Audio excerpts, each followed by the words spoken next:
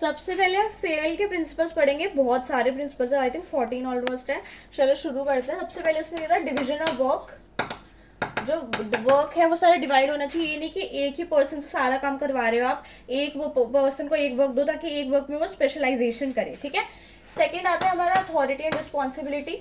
ऐसा नहीं है कि आपने एक के हाथ में बहुत सारी अथॉरिटी दे दी और रिस्पॉन्सिबिलिटी कुछ नहीं है उसके अंदर, कुछ ऑब्लिगेशन नहीं है वर्क को कंप्लीट करने के लिए, बस अथॉरिटी उसको आपने दे रखी है, एंड वाइस वर्सा, ठीक है। थर्ड आपका आता है unity of command and unity of discipline. तो दो टाइप के होते हैं आपकी, कमांड और यूनिटी ऑफ डायरेक्शन। कमांड का मतलब है कि आपका जो बॉस है, मतलब फॉर एग्जांपल कोई भी वर्कर है तो उसका जो सुपीरियर अथॉरिटी होगी वो एक ही होनी चाहिए। ऐसा नहीं है कि बहुत सारे बॉस के अंडर वर्क कर रहा है। आई थिंक जो चेन सिस्टम है वो अलग चीज़ है, बॉस के अंडर बॉस वो अलग चीज़ है, बट एक ही पर्सन का एक ही लेवल पे बहुत सारे bosses, it will lead to chaos and confusion.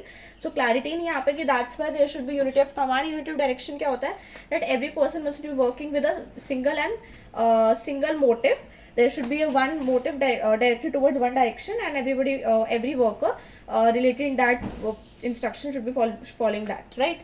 अब fifth आता है आपका discipline. There should be discipline on both the sides, whether it's the management or it's the workers.